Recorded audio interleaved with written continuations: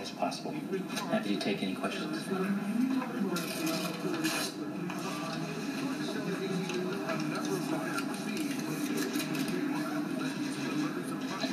Well, you know, the marathon is a pretty special day around here, as you know, and I started this morning visiting Mayor Menino in the hospital, who was devastated that he couldn't be at the marathon today. He's on his way here now, I think. Am I right? From the hospital. So obviously he is as concerned as the rest of us are about the safety of the people who come for this iconic experience here in the city. Can you press reports that you're looking for specific times to drop right in the case of No, there is no specific type of truck that we're looking for at this point in time. We are looking for any information that people have as to what they saw or might have heard at the site of the explosion or coming and going. We're investigating all leads right now. What's the latest death penalty? We don't have the number of casualties at this point in time. This is very early in this investigation. We wanted to get out here and give you as much information as we had, but we cannot tell you exactly how many people have been injured at this point. For the third explosion about an hour or so ago, then there was a rumor that was a controlled explosion. Do you know what that was? That was a controlled explosion on Boylston Street, but there was a third explosion at the JFK Library that we believe is related. And how sure had device that was found, or what was the history of that? That was not, as I explained earlier, there are a number of parcels that have been dropped by people on the parade route, on the race route. Anything that's out there right now is being viewed as a suspicious device, and we are clearing each one of those items with an EOD team. They may be blowing things up over the course of the next few hours, but at this point in time, we have not found another device on Boylston Street. Commissioner, have there been any warnings leading up to this? Any threats that something like this? None. We talk about the threat picture all the time as we lead up to this particular event, and we have no information that this was going to happen. Can you tell us what happened at JFK? It's literally just unfolding. I don't have specifics. There was an explosion there. I'm sorry? Around 3 o'clock, there was a fire there, so this happened after that? We got reports after 3 o'clock that there was an explosion there. Commissioner, any injuries at the JFK Library? None that we know of. No. Commissioner, any terrorist attack right now? The federal government said it was an attack. Would you say this is a terrorist attack? We're not being definitive on this right now, but you can reach your own conclusions based upon what happened. Contact police trying to claim responsibility for this? At this point in time, no. Every asset of the Commonwealth of Massachusetts and the federal government is either here or coming here. As the governor said, the president has talked directly to the mayor as well as the governor, and I had a personal conversation with the director of the FBI who pledged any help that we needed. So we are stabilizing the situation at this point in time, but people should be cautious.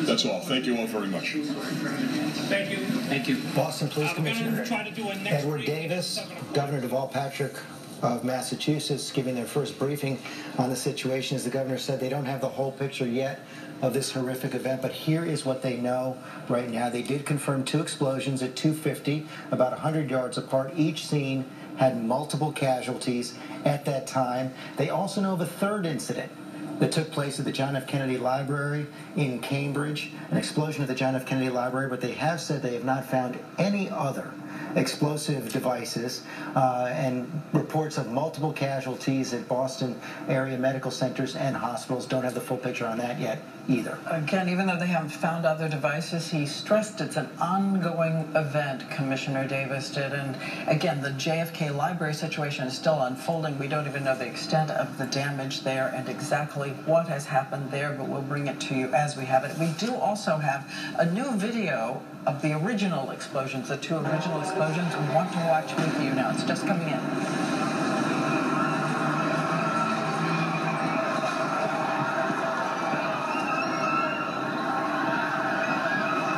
And you see the chaos there. More like a good 10 to 15 seconds between the explosions. You heard that second explosion as well as the smoke comes out into the street right near the finish line of the Boston Marathon. Let's rack it up one more time, give people a better sense of exactly what happened at 2:50.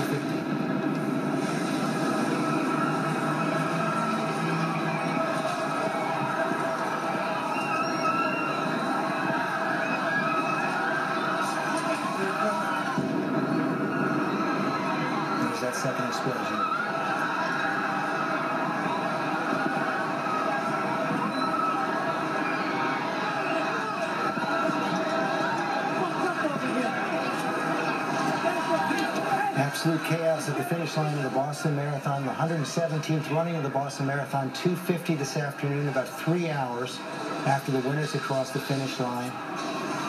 Dozens injured at this point, confirmed 2 deaths. Right now, a third explosion occurred at the John F. Kennedy Library. And we want to go to our justice correspondent, Pierre Thomas, has been on this from the start. What more have you learned, Pierre? Well, it struck me looking at that video, George. You can see the blast comes from a pretty contained area, and the chief let in some hints. The commissioner let some hints in terms of what they believe took place. He talked about the concern about packages and backpacks left behind, that those are being treated as potential devices. That gives you a very clear sense of what they think probably caused these explosions. Again, small, portable type devices that could be left in a crowd, George. And what are you hearing about JFK Library? Again, we're trying to get additional information on that as well. I do have from a federal source that at least 2 people are believed to be dead, dozens injured, but again, 2 people believed to be dead in this attack. And Pierre, we're starting to get reports now from Mayor Bloomberg in New York, from the Los Angeles Police Department as well. We're going to take special precautions at the Dodgers game tonight. We know that Pennsylvania Avenue in front of the White House has been closed as well. What will police officers, police commissioners around the country be doing now in the wake of this bombing? Now, here's what we know. Baltimore City Police, Philadelphia, Washington, D.C. on heightened states of alert. I expect you will see it across the country in major cities. Again, for public transit, areas where people will be congregating in large numbers. This will be standard operating procedures until people know more about is this an unfolding event or is it a contained event that is over. And again, I just want to get it clear with you, Pierre. You were talking about 2 dead confirmed so far, but that's overall, not at the Kennedy Library? Correct. I meant 2 dead confirmed from my source. Overall, in this incident, there could be more, but my official knew of 2, and he said dozens injured. Yes, dozens. By one account, 64, but again, that number is tentative right now.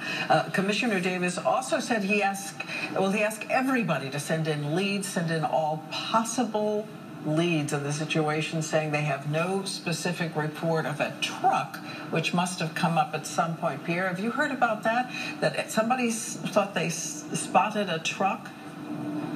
I have not heard that information. I also thought it was very interesting, Diane, that the commissioner talked about the fact that they want witnesses who fled the scene to call back in, to give them information, that they will be going to the hospital, fanning out, talking to people who were injured. Again, this thing is in its very early stages, and they have to make sure that they didn't miss anything, because that critical clue could come from someone that could direct their investigation going forward. Police have been calling on all eyewitnesses to send in video, to send in photographs, to tell authorities what they know. We want to talk to another eyewitness on the scene right now, Joe Conway. Where were you when this happened, Joe? It's about 500 feet from the finish line. And what did you see? We were looking towards the finish line by the Prudential and by the Mandarin Orange Hotel, and we saw heard and saw the first explosion go off, which was a giant cloud of gray smoke.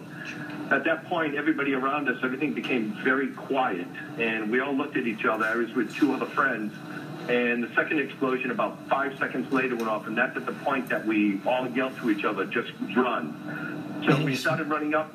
We started running towards the Prudential Center to the food court because the main entrance was completely crowded with people trying to run in. And at the time we made it up to the food court, people were running out because they heard the explosions and didn't know what was going on. So we waited there for a short time. Within a minute of that happened, we ran down to the main street, grabbed the security from the Prudential Center security, and just basically told them, not knowing what was going on, but to keep people away from the barrels that were lying down the street. And at that point, people were running in chaos, trying to get into the mall, up the street, because where we were, there's a big opening that's outside